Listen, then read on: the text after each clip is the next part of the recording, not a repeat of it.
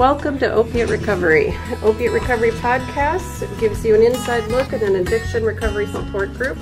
This group is composed of people who have been addicted to opiate painkillers or heroin and is facilitated by me, an addictions counselor. These group members share a commonality. They all utilize medication-assisted treatment in the form of methadone, buprenorphine, Suboxone, one or the other of those. These podcasts are designed for education and support purposes only and are not therapy. The views expressed in the podcasts are the opinions of each member and do not reflect an official position of the treatment clinic. So welcome, and could you each state your first name? Amber, Lucy, Nancy, Joe, Jason, Trish, Sean, Rose, Curtis, Seth. Okay, welcome. Today we're going to talk about abstinence, and one of our group members here has written an article, Jason, and I'll let you introduce the topic. Okay, this particular article I thought was important to write about complete abstinence because of how easy it is to kind of slip back into old mindsets and habits when you allow yourself to be exposed to certain things. So complete abstinence is kind of a necessary feature of successful recovery. What was it?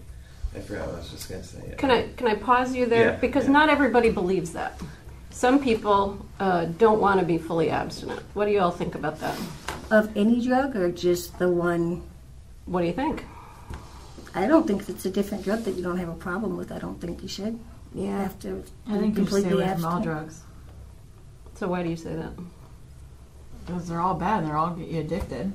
I mean, as soon as you end one, you start another one, you're just going to start the process all over again. I don't think that, because there are some people that use their anxiety meds, like they'll take more than what they're supposed to, and then there's some people that take them like you're supposed to. Well, so that's true, because I always took mine the way I was supposed to. But that's what they're talking that's about. what it comes out to, individual, I believe. You know, but like me, it doesn't matter. I abuse everything, so I just have I'm one that I can't. don't. But yeah, I just I'm just like a one or two is fun or Right. good, Right. and more or better. You know? So for you, total abstinence is the way to go. So yes, that's right. It's based on the individual. Yeah. It's But I know, like some people do need their anxiety Yeah, but meds, or whatever, and that's that's fine. I guess fine. If they cannot abuse them or whatever. But I mean, I guess to me, it just comes down to the individual. But I know how I am. And I've never been able to do that with anything. It doesn't matter what it is. Yeah. So if you needed an antidepressant or an anti-anxiety, you would abuse that? Yeah. What else are you thinking, Rose? I like my pot. Doesn't get me in trouble. We're talking about drugs. Right. I agree. I wasn't going to like my pot. So what? You're so now awesome, you're Rose. changing, or now you have different definitions of what That was so funny. I is like a my substance of abuse or not, right? pot. Yeah. Well. So Jason, by your comment, you're saying you don't think that one is a. Well, I like pot too, although I'm not smoking it for the first time in my life right now. But It's gotta be hard. yeah, well, it was at first. It's not. But about the abstinence thing, I never had a problem with alcohol. An uncontrollable problem. I had a problem that I would initiate with it, but I wouldn't suffer not having it, or if I couldn't get it, it wasn't like ruining my day.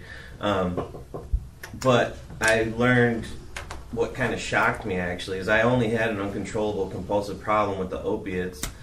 No other drug had that kind of appeal to me. So I, if someone had cocaine, I'd be like, whatever, let's trade that for some heroin, it was never out of control with other stuff. But when I got clean, I started drinking periodically, and I would be fine until I was intoxicated. Then my guard was down, and it was like, hey, let's get high, let's figure something out, or something. While I'm in that state, things could happen that would leave me vulnerable because I was not able to stand up like I normally would. So that's why I think complete abstinence is important, because despite what you may think of yourself, when you are intoxicated, you're not thinking anymore. and it's a real slippery slope. That was a big problem for me whenever I drank. I didn't have a problem drinking, but whenever I would get drunk, that's when I would want to do other drugs. Like. So isn't that a problem? That's not a problem for me at all. Yeah, I don't drink, so that's a good thing. But Yeah, I don't either. I don't have a problem with it either. I can drink or I don't ever do drink whatever. anymore. I have no urges for other drugs. But Yeah, it definitely depends on And the individual. person. Yeah. Yeah. I know myself, and my drug was painkillers, and so with my anxiety medication, it just doesn't do anything for me. So I don't have I can take them, and I don't have to take them. It's just basically when I'm in public and I need it, and that's it. See, I'm kind of with Jason. Like, I feel like if I haven't been drunk in a long time, but I've been using heroin for a long time. So I feel like if I was to get drunk, I would want to do heroin. Absolutely. Like, I know that's what would happen. So I just choose not to drink. Yeah, and even if you didn't want to, Right. if it arose while you're in that state of mind, Yeah. you wouldn't stop yourself. I mean, You'd be more maybe you likely would. to want to. Right. Whether you were super into your sobriety or not. I was just gonna say when that you would get have been into clean that for years or state, not. Yeah, it just no changes spot. you. Yeah, Yeah, because then other people are like, "Yeah, let's do it," and you're right along going. Yeah, let's do it. Or you might be the one. Exactly. Okay, so you're different talking thing. about alcohol being the thing that would lower your inhibitions. Oh, hell yeah. What about marijuana? What Pot about doesn't lower I don't think your- marijuana cocaine? does. What about Yeah, it does me. If I don't want to smoke pot unless I got pills. I don't want to do coke unless I got pills. I don't want to do drink unless I got pills. I haven't smoked pot a long ass time. It's I different will for not do everybody. any of them unless I have that other drug. So what are you saying? Like, so if you were using cocaine, would that lead to? So it goes hand Opiates? in Oh yeah, I would have. So it I goes would hand in have hand to. for you. So if you were Yes. doing So cocaine, you would even- need pills. I would need pills. So whether it's alcohol, pot, cocaine, whatever, matter what any it of is. that. Mhm. So not I just won't even. alcohol. Sometimes I won't even start doing any of it unless I have those pills, Well, then pain you pills, can't. or opiates. Yeah, then you're the person who can't do any Yeah. kind of. But you also But have then, your own. Well, I but can then get you're not really abstinent. Right? You know what I'm saying? shit-faced. I mean, then you're not drug free. I'm just saying you're talking it's- about doing other drugs or whatever, but you're not abusing opiates or whatever. But you're still talking about using other drugs But or that's whatever. what I But that's mean, not that's- abstinence, though. I mean, that's not abstaining from drug use. You know, I Right. mean, that's, Well, that's that's why- what I don't want to be drug free. All drugs That's are why a I problem. think you should be completely abstinent. If you're getting off of one drug, you shouldn't be even touching another. That's the way that's how I am though. Like I Okay, just so when we're talking about abstinence, you're splitting hairs. Like, do I want to be abstinent just from my drug of abuse? Right, that's what I in mean. this case, it's opiates, or do I Right. want to be totally abstinent? Abstinence which means is what everything Jason now. is saying. Right. You know? Complete abstinence. yeah, abstinence means everything, not just substituting for another thing. And like he said earlier, I think it's, based on every person's situation. Oh yeah. that's the one thing that we've learned as a team. It's kind of different for the individual. Right. She can't do anything. If she does one thing, she wants all of it now. Where I can have a drink or whatever, and I'm fine with just having a drink. I can move on. I don't. Even if I was to get intoxicated, I don't feel like I have to have it. But as soon as my buddy decides that she's got to have something, we're going to go get it. You know, it's going to happen. Okay, what about the idea of harm reduction? Where does harm reduction? Meaning there would be people perhaps that might come to our program, maybe want to be on a buprenorphine or a methadone, but they don't fully intend to get off their drug of choice. They just want to not be sick. And not They be don't illegal. want the negative consequences maybe Right. that come with it, but Oh. they still want to be able to use. Never thought I of that. know a guy who's actually doing that, and I commend him. I know I couldn't do it. I couldn't because I've tried in the past to just be like, oh, I'm going to make sure it doesn't become an issue again. But before long, it always became an issue for me.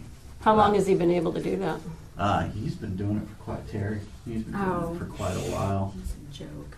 Well, he doesn't get sick. No, he doesn't get sick, but yeah, he abuses whatever drug he can get his But hands on. that's just prolonging. I mean, Yeah. you're just Inevitable, on yeah. hold pretty Yeah. much. Like He's going to be dead within the year. Honestly, he just abuses too many drugs. He's like 100 pounds soaking wet. I mean, I don't think he's got a tooth in his mouth that's his, and he's only 28 years old. Oh, Wow. man. So it's very sad. Where's people at to help he's this really guy? reached the point though where he Where's would his benefit family from a at? program Not like too far that. away. Why isn't someone helping But he's him? been a drug user for so long, He's on they've given up on him. disability. He's on disability and he lives on his own. He has since he was young. Wow. That's sad. Yeah, it is. I think support is one of the most important hell things yeah. for recovery. But like she said, all of his A lot of family people gave up well, on right, him. if you don't have support, you're gonna You can die. find it. I mean, every single one of his friends has died of an overdose. I don't think he has one friend left from high school. Jesus. The most recent one just passed away 2 weeks ago in Rockford. My God. Either you get clean or you die. Yeah. I said that to Curtis. There's only two options. Dead or in You either jail. get clean Jail. or you're gone. All right, so none of you are a fan of harm reduction, but I feel, and I'm not a big fan either, but I will say that if that's the one thing that keeps them alive until they make that decision So to be get it, clean, right. then I'm all for it. Why would that keep them alive, though? I don't get it. Because if they're doing drugs and It's a the stability medicine, for why them. don't they? Couldn't they It's a go deep? stability. Yeah. You know, It's there for when they're ready, I guess. I don't know. now they don't That's- I have have to a hard face time the roller withdrawal coaster of and- uncertainty and do desperate things and face illegal things and Right. get Well, sick and not get hooked up. Now they can have a guaranteed stability way to medicate themselves. And just occasionally get high, you mean? Do drugs? Depends on the I person. mean, Depends on the person. I would think that But would how be could you use dangerous. methadone and heroin at the same time? That would be. I think he gets. It They counteracts don't get it. high, I mean, Stay on a low dose, but not take their Right. Sunday bottle. Maybe they, you know. yeah, what but doesn't I'm it counteract it? It's going to be a miserable time, but it's less miserable than the misery they're already living. You know? But you're not even going to That's- feel the heroin, are you? Even on a low dose, you won't feel Or the are you just heroin. doing it to not be Well, it sick? Well, you're depends. putting yourself at Yeah, risk then of it makes overdose. That's kind of Well, like yeah, but- using it, though. I don't know. It's kind of like, whatever. Yeah, I never got that. Me neither. Okay. I mean, I say, no, it makes I'm sense. scared. It's just That kind of stuff is for the most dire cases, Yeah. though. Yeah. You know, like I'm sorry, but anyone that's taking something already to help you out and you keep adding on other drugs, Yeah, you're using more it. likely for your heart to go, that's it. Yeah. No, thank you. You're just prolonging your death. Okay, so let's go back to Jason's article. He's a proponent of absolute abstinence, and Jason, I'm hearing you sort of qualify that and say, well, maybe not pot. Is that right? well, Pot is a medicine. It really is. I For abused some. pot, whether it was damaging or not. That's a different issue. But I certainly enjoyed it to the extent where I had fantasies of wanting to smoke it all day, every day. So to me, that is still an abuse. I mean, you really have to just be critical of yourself and kind of, you know, say, okay, you know, if I'm serious about this, I need to just cut this out because this is affecting things. For me, I mean, the marijuana never affected anything negatively, but it did because here I am on probation. It's affecting my freedom, and I'm having to deal with that. So that's how I looked at it. And once I have abstained from it, now I haven't smoked it in several months. Now it's like, you know, it doesn't even exist anymore. So I was so infatuated with what, you know, I mean, something, yeah, as long as it's there, I was into it. But now that it's gone, it's not like I cry at night needing it. So why not abstain from it, you know, if it's going to help you that much more.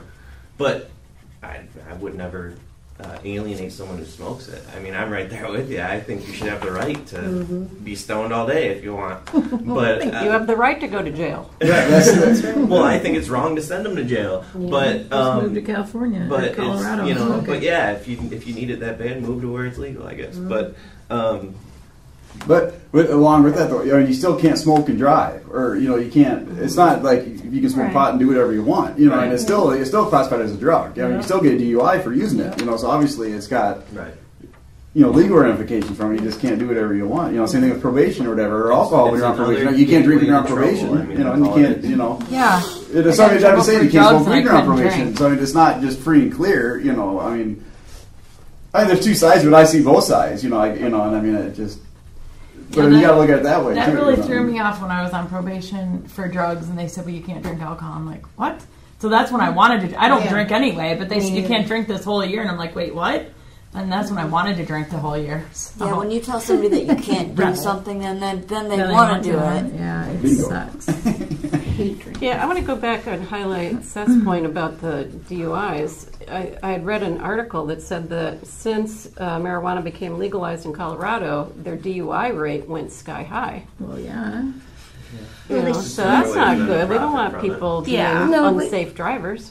But how do they test that? Start doing because it it stays in your system for 30 days. Your eyes. You can tell when you're high on pot, can't you? Yeah. Like by looking at someone, though? That's what I mean.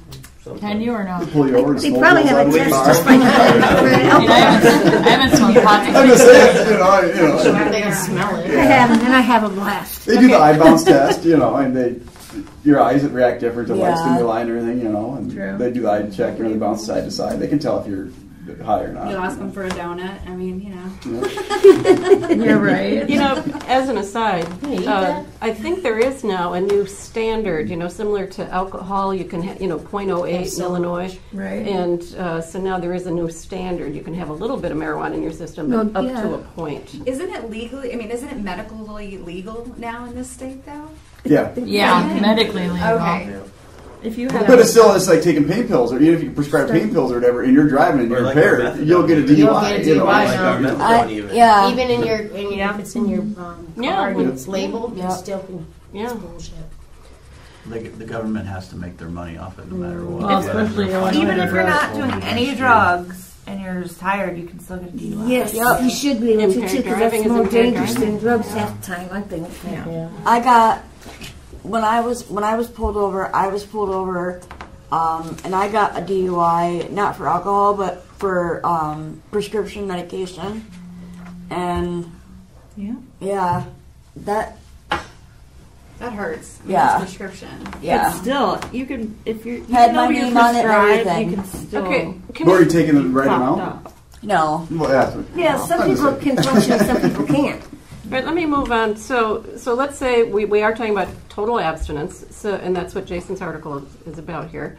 So I'm going to read a little bit of this. He says, part of how to survive our new way of life, being abstinent, in this devious and tempting world is to simply not confront it. We can stay away from people, places, and things that cause us distress, but of course we cannot rationally expect to be able to avoid all possible temptation.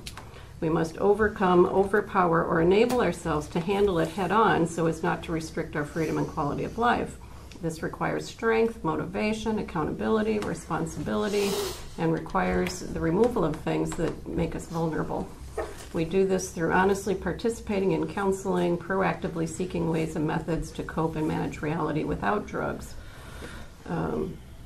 So assuming that you're all abstinent, what do you think of this?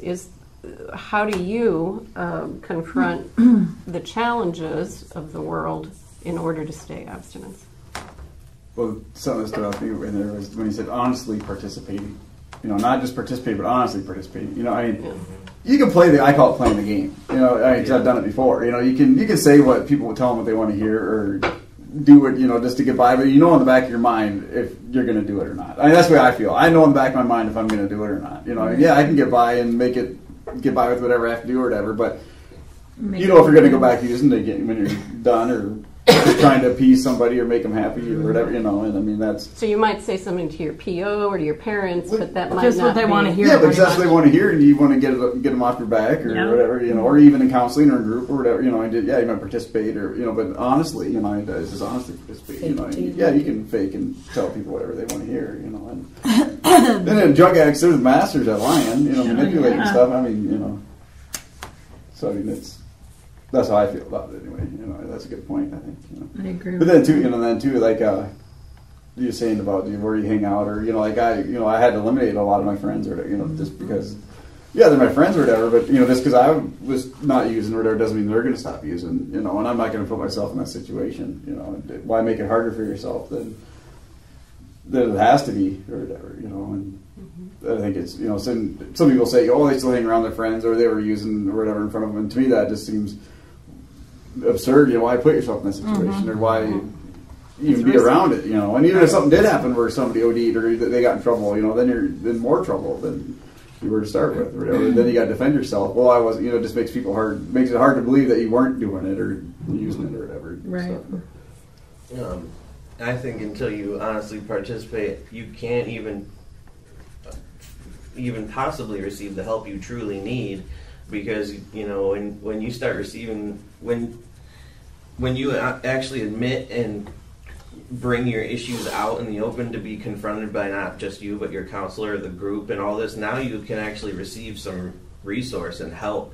Until then, if you're just hiding it, thinking, "Nah, I got this," I'm just going to tell them this and then go get high, whatever. Until you're honestly participating, you can't even imagine getting help, because how could anyone help you when they don't know how to help you or what to help? So that's why I just thought it was key to say honestly.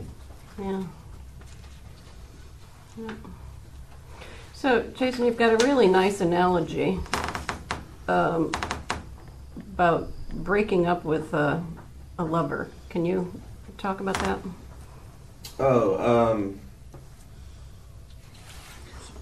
Let me see here. Yeah. You want me to just read that part?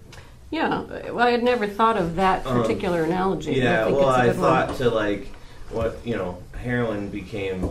It was like my wife, my life, my child, my everything, and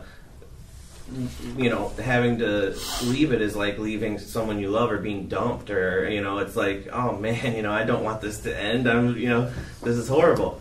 But the longer you go without it in front of you, and once your attachment is kind of severed, it's just a psychological thing, and then it's like out of sight, out of mind. The longer it's gone and not there, you just slowly start to cope and get stronger and deal with it, and now you just accept that it's gone. And so that's why I kind of drew that analogy of being like when you're in a relationship. Well, for me being a man, but a girlfriend, leaves, it's like out of sight, out of mind. It's easier to cope. But if that person is there all the time, like if you have to see him every day or something, you're never going to get over it. Well, you maybe will, but it's going to be a lot harder. It's going to take a lot longer, and you're going to get pulled into all kinds of issues surrounding that person, just like with the drugs. So if you're going to keep it in your life in any way, you're just going to constantly be struggling with that. And so that's why I think complete abstinence is better. Sever it completely, throw it away, and cry now so you can smile later, just move on with it. You have to, it only gets worse before it gets better, so you may as well confront that little bit of hardship now and start reaping the better. I think it's a great reminder that that you've coped with hardship before and you can cope with it again. A lot of people feel like a lot of people have been addicted to something. You've used your pill for every little problem, right? Mm-hmm. You have you're having an argument with you stub your toe and you're taking a pill. You're numbing yourself out. But it's a nice reminder that there have been hardships that you have faced, and you will get through the hardship of abstinence. At a place where I was previously, we had to do an exercise where we broke up with our addiction. So we had to write a paper breaking up with our lover or whatever. It was a pretty interesting thing to hear some of it. Yeah, I bet. Because that's what it becomes. It becomes something that's. My wife is sitting right next to me, but heroin becomes something that's more important to me than her at times. It's your life's blood. It's. That's your sex. It's everything. Yeah. Let's settle down. It's getting hurt in here. Yeah, I would rather get high than have sex. Yeah, me too. Sometimes. Not me. Not me either. It's just strange because on that drug you could confront anything. You could be sitting there and someone's like, "All right, we got to cut your arm off." Well, as long as I'm high, that's cool with me, man. But if you don't have your drug, you can't even walk to the toilet without it. You can't do anything without it. But when you have it, you can do anything with it. So it's like an extreme contrast. it's really crazy. Yeah. My father passed away a few weeks ago. Oh, I actually moved back here to be closer to my dad, and I moved home March 1st, and 3 weeks later my dad died. I don't know if y'all heard about the ATV accident in East Dubuque. That was my dad. Oh my gosh. Wow. So sorry. But they called me. I'm just living a couple of miles away. The police called me. My sister tried to call me, but she couldn't. She was the one who found my father. And she called me and told me what had happened. And she was up on the property with my father laying there. The medics had pulled the ATV off of him and everything, and my two sisters were there, and they couldn't get my sisters to leave. And I knew before I went up there that I was going to have to do some drugs. I was going to have to take some heroin before I went up there, because there's no way I'd be able to handle it. And I know that if I was sober and straight, that I couldn't have went up there and got my sisters and took them away from my father. And I'm so sorry to hear that. It's so sad. It's I know it's something I couldn't have done straight. My father meant a lot to me, and it was really important. Do you feel like after you've had a good amount of drug-free time under your belt, you feel like you could cope with that? I don't know if I've coped with it yet. I don't think I have. But even after I have a good amount of time, I don't know how it's going to go. I'm sure it won't be good. By good amount, I'm thinking like a couple of years. Have you actually grieved for him yet? I don't. Not in 3 weeks. I don't know. I don't think so. No, I know, but my has it, dad like, died hit him? now. I know I had a situation where the funeral and everything was the weekend, and I think that Monday was like the first day where I didn't have to do family stuff on, and I OD'd that day. And I went to the hospital. She said every time that I came to and woke up, I kept asking the same question, is my dad really dead? Like I had to see him relive that 4 or 5 times in the hospital. Oh my God. It was awful. And that might have, if I remembered it, I might have been dealing with it at that point, but I don't remember it, so I don't think I've dealt with it yet. No. Sorry. No, but I think that's really key to being abstinent in the long run, is having enough recovery tools that you know how to deal with hardships. Sure. And I've Absolutely. met with a number of people who've been through really hard times, and if they were able to do it drug-free, I said, well, good for you. You passed the stress test. Absolutely. You were able to do it. Some things you don't handle no matter what. That's very true. Some things you just can't handle. Whether just you're not gonna doing take it drugs good. or not, Yeah, just right. self-destruct. Well, by handle, what I mean is you will always have human emotions. You will always suffer grief at some point in your life. But to do so without using a substance on top of it. Not everyone has to use a substance. Right. Right. Let that emotion naturally take its course. Because Rather than when you're It's using part of life's experience. Well, that's You're just gonna it. run into When it. you're using a substance, you're putting off the inevitable. I was gonna say, you You're- feel like that, You're just And if you're just masking using, it. you're never dealing with your grief, and then Yeah. suddenly when you stop, like let's Yep. say 2 or 3 years down the road, Oh. you're just right back to where Yeah, because you're just masking it is all. you're You're not dealing with it, pushing it back and not wanting to deal with it. And I think that's what, with me, I had cancer, and that's how it started. My addiction was the doctors were giving it to me, and I was liking it, and I think that's what happened was I was masking my emotions because I couldn't deal with it. Mm-hmm. I mean, I have children of my own, but wanting to start a family with somebody that I've been with for so long, and now I can't do that. Because of the cancer. Yeah. Yeah. Right. But that really gets at the heart of what recovery is, right? To be able to go through life and have hardships and not turn to the substance. Sure, I was just having a conversation the other day with somebody about, I'm really close to my mom, and she's had, over the past couple of years, like, attempts at suicide. And every time that it happened, I'd always, cope with it by drinking or doing something else. And I've been clean for over 1.5 years now, from both alcohol and opiates. And I was thinking, if my mom were to pass away, I honestly don't believe that I could go back to the life that I was living.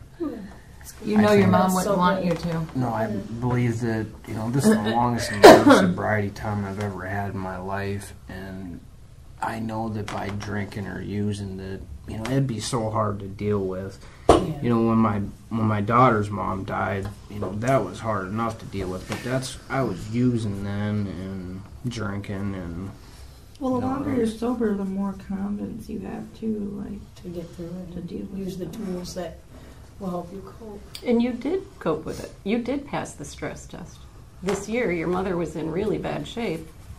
Oh, yeah. And you didn't relapse. No, I didn't. Yeah, there's a couple things that happen, and you stay sober. Yeah, you did. Yeah, you've passed the test.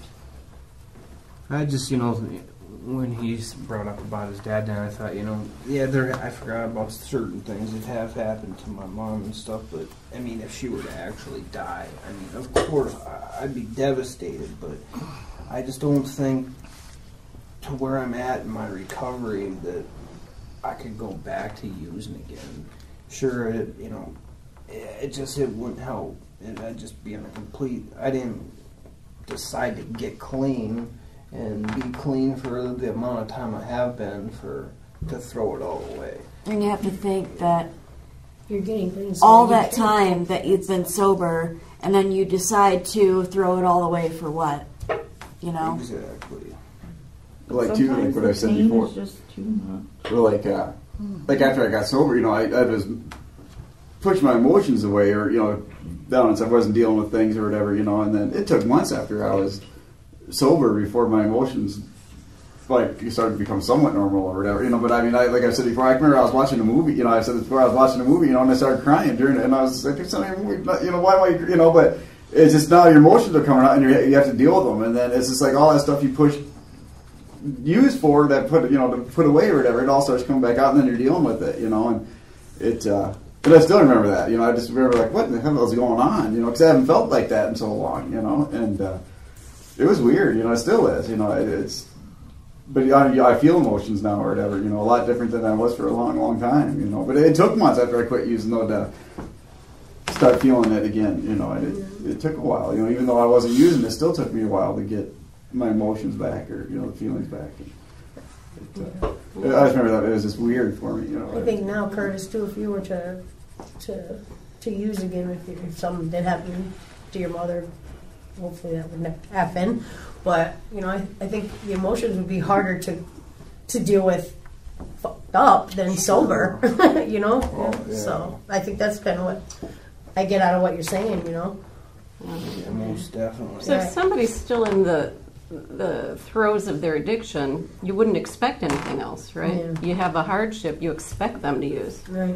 And I don't think any of us would judge somebody who's early in recovery for relapsing and using, right? Like when I didn't mean to interrupt you, but like you were just saying, like earlier in recovery, when I was in the sobriety court program, I was staying sober during that time, and then when my daughter's mom died, it was just. Well, you did relapse. Is that what you were saying? Oh. I was trying to stay sober, and I had some time, a couple months here and there, and she had actually been sober for 9 months, but just drank one day and ended up taking pills and lying.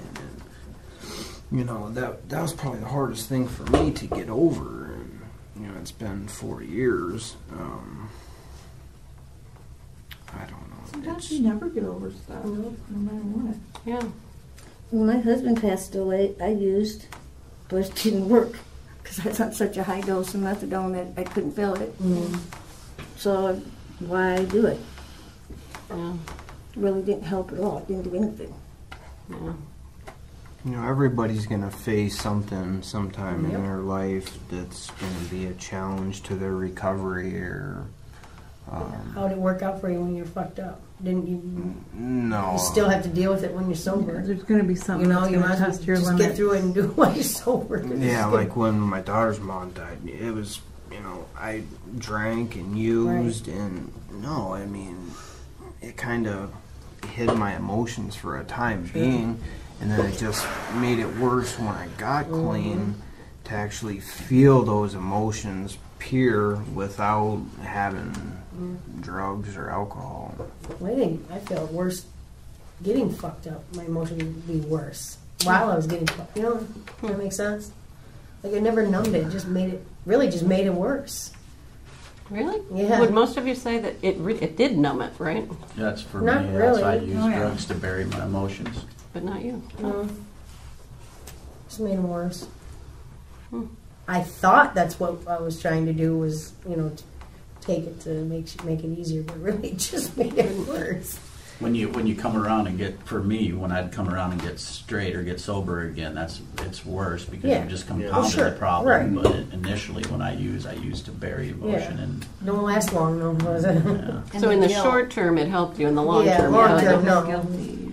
I mean, I think we all deal with guilt. I have a and tremendous shame. amount of guilt for everything I've done. I mean, I've done some really crappy things to my family. I've stole from them. I've, lie, cheat, and steal to get whatever you need at the time. And they've forgiven me. I just need to learn how to try to forgive yourself. myself. That's right. And that's the hardest thing to do, so man. hard. Oh, tell me about it. I beat myself every day, man. Still. Yeah. It sucks. When I was in recovery the first time, there had been so many days that I would just cry because when I was pulled over for my DUI, I was pretty messed up, and not only did I put my life in danger, but I had my kids with me, and I cried every day for the time that I was in there because I felt so guilty because I put them in harm's way. And now... Yeah, people who say, like, oh, I still took care of my kids when I was... Bullshit. You can't do it. Yeah. There's no way. Like, Because there have been many Not if times... you're in late stage. Maybe in early stage. Maybe. Not in late stage. There have been many times that when I was using, I was neglecting my kids. There's no way that you can get high and focus on what you're supposed to do. if you spend any money on drugs, that's money you could put towards your family. Like, you're not taking care of whether you yourself. know it or not. You're You're taking away from Really doesn't seem like it or not, but maybe you are. And there's been a lot of times where I took my daughter to get drugs. I feel Yeah, horrible about it. too. Stupid. But Stupid. I guess at the time I'd rather have her with me than just leave her somewhere by herself. I mean, but That's probably why I don't have children of my own, honestly, is because I feel like I'm too selfish of a person. At least you acknowledge that, though. I 35 mean, years there's old. nothing wrong Yeah. with, you know what I'm saying? It's not that I wouldn't want to have children with him. I mean, he's the love of my life, but I know I couldn't deal with it. Well, that's smart, though. I mean, you see that. Well, yeah, a lot of people maybe, just what do you think? Yeah, About pop 2-3 years from now, Smart. Smart. you feel like 2-3 years of recovery, maybe you'd change your mind. Possibly, but then he'd be 50. So I Oh, don't know if he'd want children. There's a lot of people that are. It's not that old. No. My father or my daughter's A lot of people older than that that have She's 12, so I mean, come on. All right, let's go back to the subject of abstinence here. So I'm reading again from Jason's article. Complete abstinence also gives the addict time to detach and separate themselves from the constant thinking about the drugs. Having long periods of clear-mindedness transforms a person psychologically and physically because the absence of the changes instigated from drug abuse in their life. True, right? You need a long period. Yes. And things change in that period. You're a new person. Big time. Yeah, I agree with that because when you're using and stuff, like you're fucking up all your chemicals in your brain. Yep. So if you're still using even other things, you're still messing with that stuff. So, like, your brain needs to heal from all the damage you did. So if you're still, drinking or whatever. Yeah, I still like my pot. I hear you when you say you're not going to give that up. I believe you, Rose. Yep. I'll be very old in my rocking chair playing with the grandkids. I already do that. Hang on, Grandma's out the garage. Hang on, Grandma's gotta go smoke some pot quick. Tell me, I don't want this image of you sitting in a rocking chair holding a kid smoking. No. Okay. Well, I You would just need I a would know bandana if and you we smoke can start cigarette calling you either. Willie Nelson. I think the smoke would probably do more damage than the THC. Yeah, to tell you the okay. truth. But no, Thanks, I wouldn't. thanks for never do clarifying. that. That's why I didn't want that image. That's why I said the garage. No, when not you in a think room. of that. Grammy, your cigarettes smell funny. Grandma's cigarettes smell funny. Okay, so there's clearly some benefit in having a long period of time to separate yourselves from the drugs. Oh, So, sure. so just getting away from it, your brain is healing over time. You're a new person, right? You're dealing with things differently. So he also says, for most, when one is truly done with the drugs, they do not suffer from psychological cravings or an innate desire to use, even in convenient or overwhelming circumstances. We face challenges to endure and conquer them, and in doing so, such challenges no longer present such a threat, but instead become speed bumps on your highway through life when they arise again. I like that. You're talking about like when you've had an amount of sobriety and something happens, I almost look forward to like getting through that sober. Is that kind of what you're saying? Well, yeah, like where things that would happen used to be like mountains in your life. Now they're just like speed bumps. Like it's no. Right. But you know what I'm saying? Like I almost look forward to there's a lot of dealing with things sober. Satisfaction. It's so much. Yeah. Right. It's I actually enjoy getting through things that sober. Right. Like when I take urine tests now and stuff. Oh yeah, I want to hold that up. Yeah.